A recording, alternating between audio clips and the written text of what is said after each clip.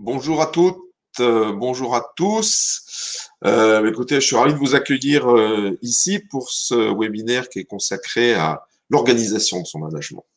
Alors je m'appelle Vincent Guibert, je dirige le cabinet ACDE que j'ai fondé il y a quelques années.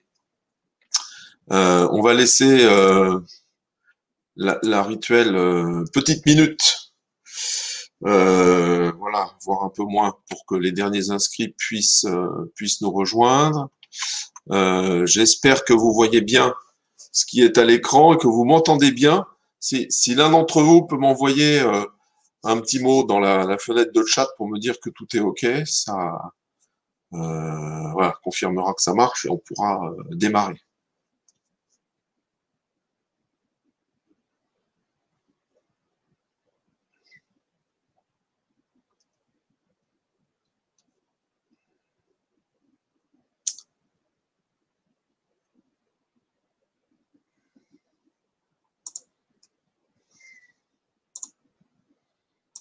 Alors, y a-t-il bien le son? Tout est OK. Merci. Merci. Bon, bah, écoutez, on peut y aller. On disait donc comment se donner du temps pour manager. C'est le sujet du jour. Ça fait nombreuses années maintenant que j'accompagne les entreprises et parmi les managers que j'ai rencontrés, il y a quelque chose qui m'a toujours étonné, c'est des managers qui me disent qu'ils n'ont pas le temps de manager. Donc c'est ça dont on va parler. On va vous présenter très rapidement notre cabinet. Ensuite, on parlera non pas des risques psychosociaux, mais de l'organisation de son management, on parlera de notre offre. Et surtout, j'attire votre attention sur la fenêtre de questions-réponses, là, qui permet de poser des questions au fur et à mesure. On y répondra au fil de l'eau ou en fin de webinaire. Alors,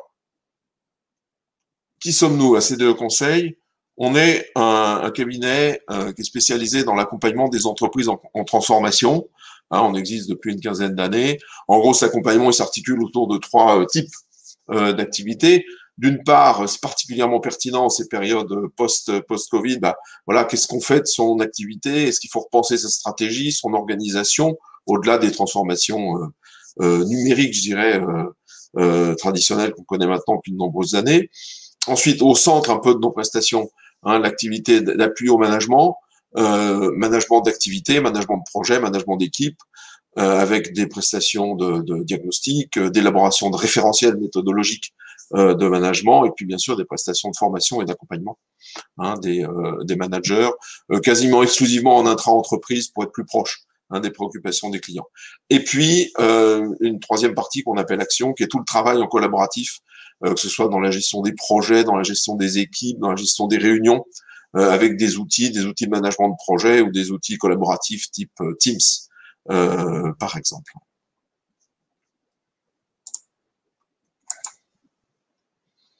Alors, le temps. Il y a de nombreuses études qui ont été faites, on mène les nôtres, et puis on regarde ce qui se fait dans différents baromètres. En gros, qu'est-ce qui se passe? Eh bien, voilà, les deux tiers, l'étude Cadréo, là, il y a quelques années, les deux tiers des cadres passent entre 10 et 50% à manager. Il y en a qui y consacrent beaucoup de temps. Une autre étude qui avait été faite, je crois, par l'ANACT il y a quelques années, montrait que 95% des étudiants, je crois, et 90% des managers estimaient que les pratiques de management devaient être revues, que leur manager passait pas suffisamment de temps avec eux. Là, vous voyez dans l'étude future, je ne sais plus quoi là, voilà, 40% des gens disent notre manager s'occupe pas assez de nous. Et 30% des managers disent moi j'ai pas assez de temps pour faire mon travail, comme si manager c'était pas son travail. Alors le management c'est un sujet éternel. Cette question du management, on la vit depuis plusieurs années. Au début de l'année 2018 ou 19, je sais plus, il y a une étude qui a été publiée par BVA et par Audencia, qui est l'école de management de Nantes, sur les ambitions des collaborateurs. Et ma foi, le constat était sans appel. La plupart des collaborateurs ont pas envie de devenir manager parce que la fonction est jugée épuisante de par la multiplicité des tâches qu'elle revêt, difficile à tenir de par les incessantes interruptions qu'elle subit, risquée de par la judiciarisation croissante, de la législation. Bref. Et puis ce sentiment que c'est une capacité innée, d'être manager et que voilà, et que ça s'improvise pas. Donc ce qui fait que plus personne ou presque n'aspire à devenir manager. Or, c'est gênant parce que les collaborateurs, ils ont besoin d'être accompagnés.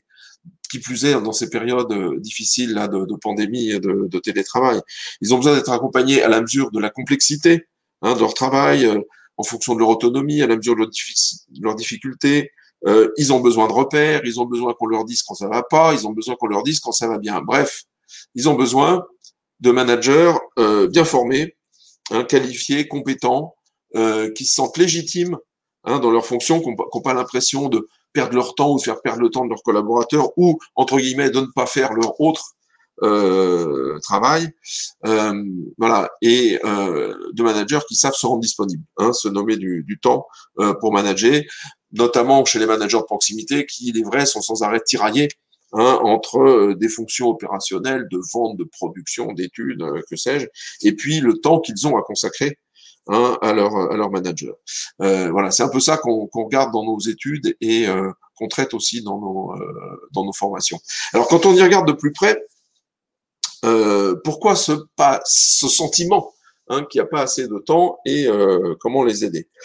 Nous, on a identifié deux conditions essentielles pour que ça puisse fonctionner. D'une part, il faut, on disait, se sentir légitime dans ses actes de management, et d'autre part, il faut savoir quoi faire quand on se met à manager. Donc, se sentir légitime dans ses gestes de management, c'est y être incité par la culture. Il faut que le geste, que la fonction managériale soit reconnue par les hautes sphères du management et par les RH. Si on considère finalement le manager comme une fonction ancillaire, annexe d'une fonction opérationnelle, qu'on se dit les entretiens annuels on les fait en fin de journée quand on a le temps, etc., etc. Si c'est ça la culture ambiante et si la priorité est donnée à la production et à l'opérationnel, on se sent pas incité à manager, on est même plutôt gêné de se mettre à manager, on a un petit sentiment de non-légitimité, de culpabilité si on passe un peu trop de temps avec les collaborateurs. Et malheureusement, au XXIe siècle, il y a encore beaucoup d'entreprises qui ne valorisent pas dans leur culture, dans les actes de management eux-mêmes, et parfois plus on monte dans la hiérarchie d'ailleurs, plus ce phénomène est aigu, beaucoup d'entreprises qui valorisent pas ce geste. Du coup, le manager de proximité, voilà, il sait pas trop finalement la valeur qui sera accordée au temps qu'il manage. Et ensuite, deuxième condition, savoir quoi faire. Il s'agit pas de s'asseoir à la machine à café ou face au PC avec un collaborateur pour discuter de la pluie et du beau temps. Il s'agit de savoir quoi faire pour donner de l'élan, pour motiver les collaborateurs, pour les écouter quand ça va pas, etc., etc. Donc ça nous ramène directement à la question des compétences des managers. Donc des managers bien formés et compétents, plus des managers légitimes, ça fait des managers qui savent se donner du temps pour manager. Et c'est ça qui nous ramène finalement à la question essentielle, qui est comment faire monter en qualité les pratiques de management, de telle sorte à ce que tout le monde se sente à l'aise dans cette fonction, et que de ce fait, il y a aussi un autre sujet, on l'a tous constaté, c'est quand on n'aime pas faire quelque chose, ou quand on sait pas faire quelque chose, franchement, est-ce qu'on dit qu'on n'aime pas le faire, ou qu'on sait pas le faire? Non, on dit on n'a pas le temps. Voilà. Donc, le manager qui vous dit qu'il n'a pas le temps de manager, c'est peut-être un manager qui aurait le temps de manager s'il se dit, le temps que je passe va être valorisé, et surtout, je sais quoi faire de ce temps de management parce que j'ai la compétence, et donc, au final, j'aime faire ça autant que mon travail opérationnel, et donc, je m'y mets avec aisance et avec confort. Alors, qu'est-ce qu'on attend d'un manager justement au XXIe siècle, on va dire. Alors nous, on a organisé ça selon quatre composantes, un cadran qui s'appelle MOCA pour mener, organiser, communiquer, accompagner. Bon, mener, c'est tout le leadership, à savoir donner du sens, décider, savoir arbitrer aussi, savoir exercer son autorité quand c'est nécessaire, savoir expliquer où on va, pourquoi on va, quel sens donner au changement.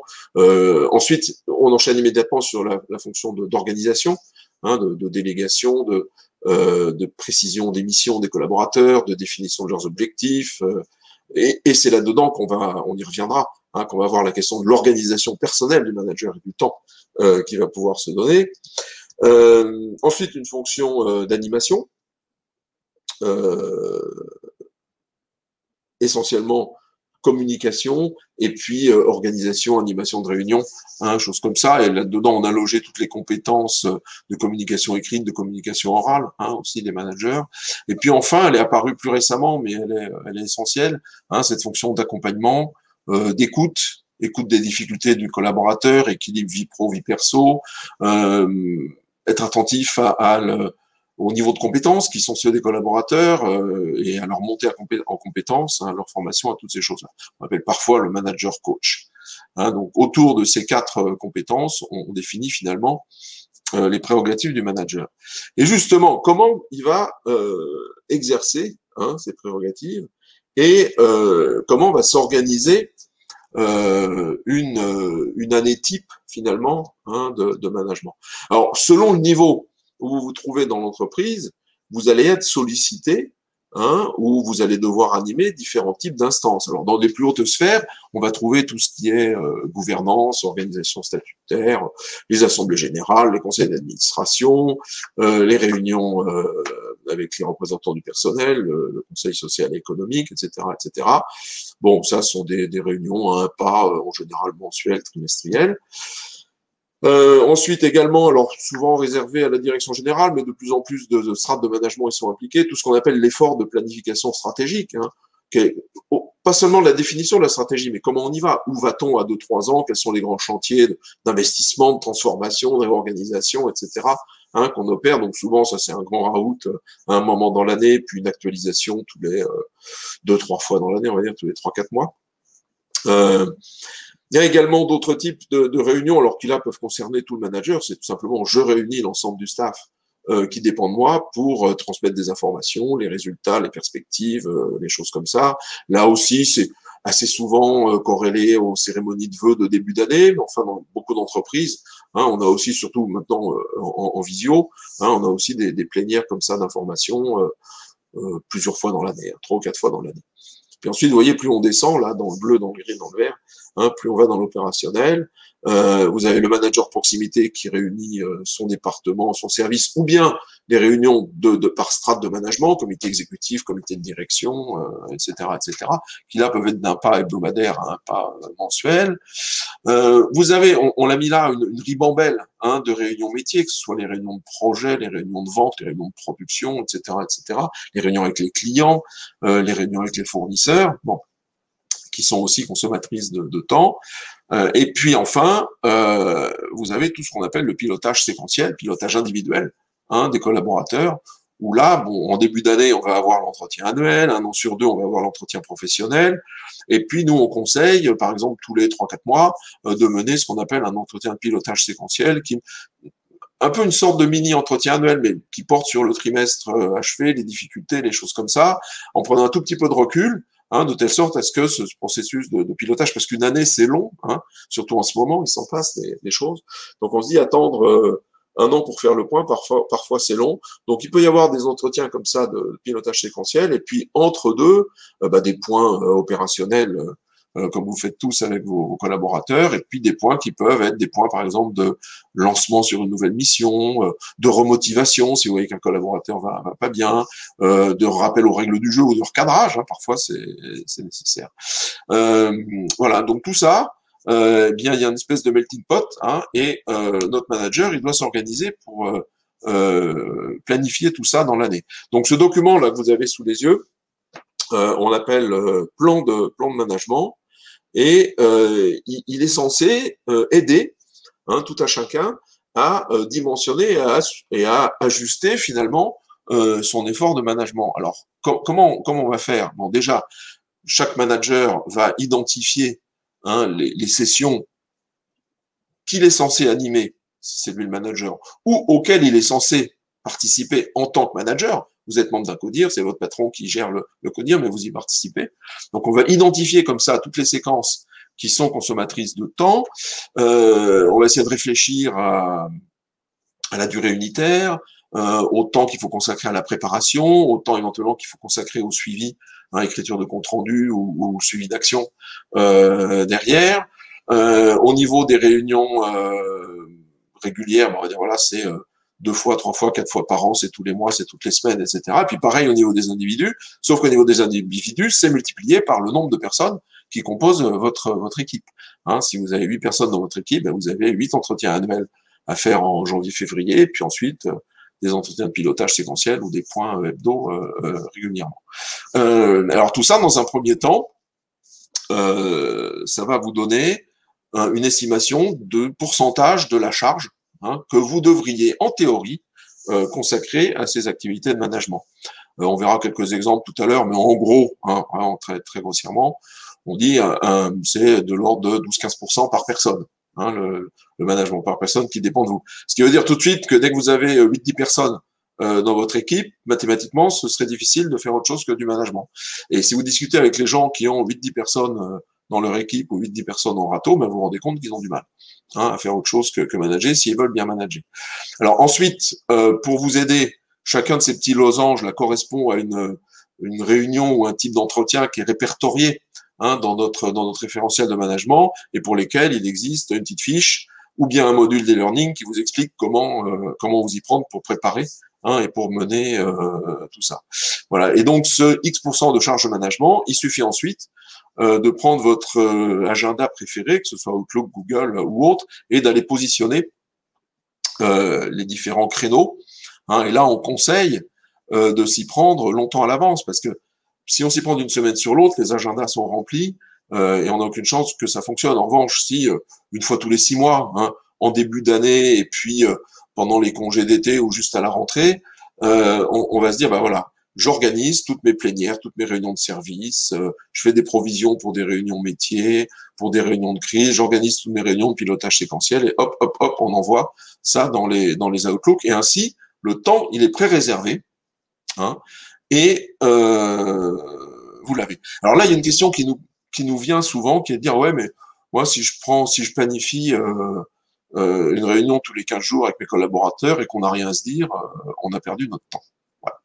Alors c'est un risque, c'est vrai, mais là aussi, l'expérience montre que finalement, on perd jamais son temps, que le collaborateur, il a toujours un petit quelque chose à dire ou une question à poser, et que, ma foi, si on a prévu d'y consacrer 1 heure et qu'au bout d'un quart d'heure, on s'est tout dit, on n'est pas obligé de prendre de meubler toute l'heure pour parler de la pluie et du beau temps.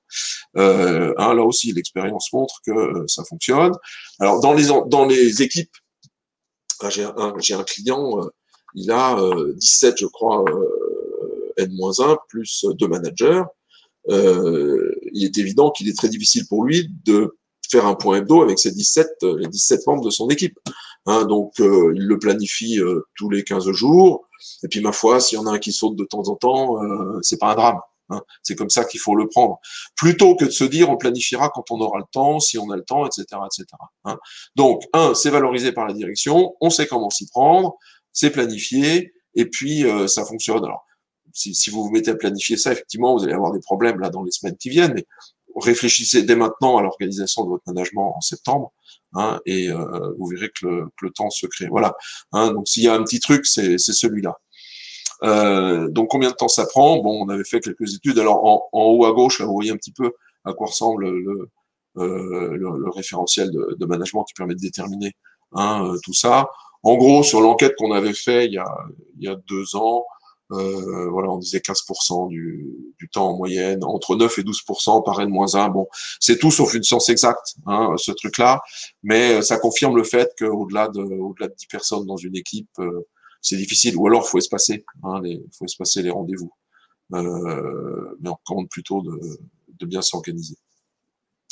Voilà, alors on se permet quelques recommandations, là aussi qui nous ramènent à la question de comment s'organiser, comment trouver du temps en télétravail. Le télétravail va pas s'arrêter une fois que tout le monde sera vacciné. Il y a encore des études là cette semaine qui ont montré que la plupart des gens avaient envie, en gros, de faire moitié-moitié entre télétravail et travail au bureau. Donc, quelques principes pour que le télétravail fonctionne. un principe de confiance. Les gens travaillent quand ils sont en télétravail, ils travaillent même plus que quand ils sont au bureau parce que ils sont moins interrompus, il n'y a pas de perte de temps. En revanche, ils travaillent plus intensément. Donc, faut veiller à leur charge de travail, veiller aux marges d'autonomie dont ils disposent, adapter son plan de management, effectivement. On peut là aussi systématiser le suivi individuel à l'aide d'outils qui sont très simples et qui facilitent les choses. Parce que là aussi, les consciences sont en train d'évoluer. Les murs sont en train de bouger. Depuis 10 ans, 20 ans, qu'on dit il faut remettre de l'humain dans le management, on n'envisageait pas de manager via le PC en n'étant pas face à face, mais on a été forcé de s'y mettre, donc on n'a pas eu le choix. Et avec ça, viennent des outils logiciels qui complètent les systèmes d'information de ressources humaines ou autres, et qui vous permettent par exemple de prendre le pouls, l'humeur, l'ambiance comme ça de vos collaborateurs d'une semaine sur l'autre. Nous, ça fait pas loin d'une année maintenant qu'on teste un outil comme celui-là chez ACDE.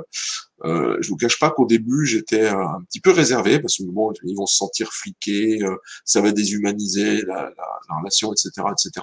Et en fait, pas du tout. À la rentrée, quand j'ai dit on arrête l'expérience, on vient, mes collègues m'ont dit non, c'est pas mal comme truc parce que ça permet de se poser, ça prend pas tellement de temps, ça permet de réfléchir et finalement, ça n'exclut pas le dialogue qu'on peut avoir autour de ça. C'est un outil très simple. On pose 3-4 questions chaque semaine. Qu'est-ce que tu as fait de beau? Quelles sont tes difficultés?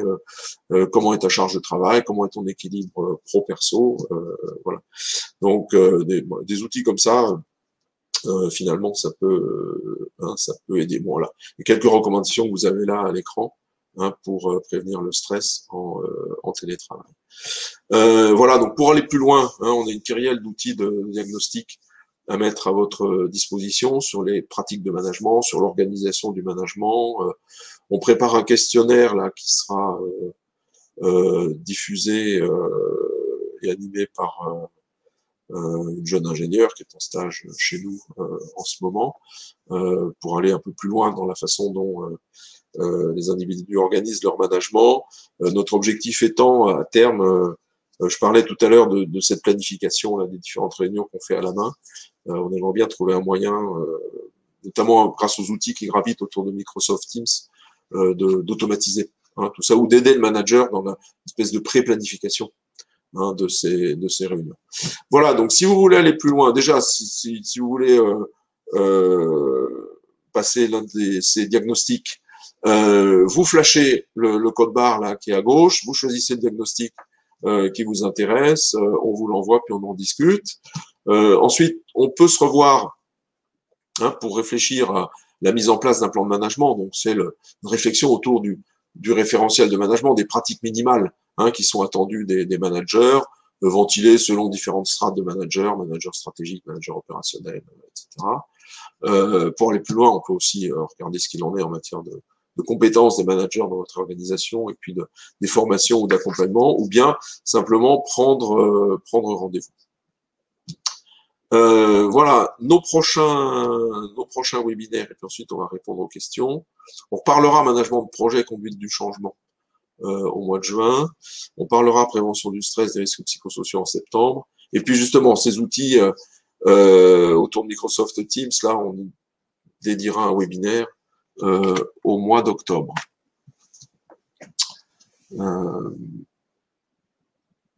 Voilà.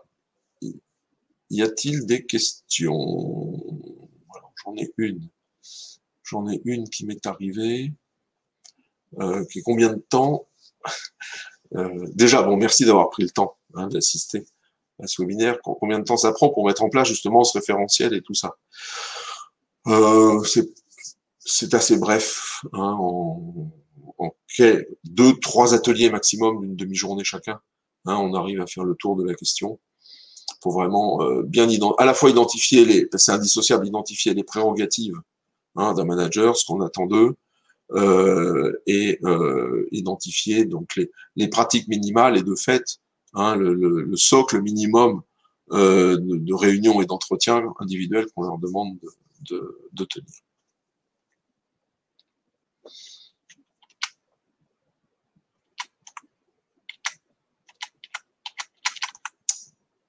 Voilà, écoutez, s'il n'y a plus de questions, Euh, et il n'y a plus de questions. Il me reste à vous remercier pour votre participation. À vous souhaiter une bonne fin de journée, en espérant que les conditions sanitaires vont évoluer dans le bon sens et on continuera les webinaires, mais si on pouvait de temps en temps, comme on le faisait auparavant, se retrouver dans un café ou dans un lieu en présentiel et boire un coup après, ce serait quand même plus agréable. Voilà, sur ce, je vous souhaite une bonne fin de journée. Je vous donne rendez-vous le 17 juin prochain. Voilà, au revoir.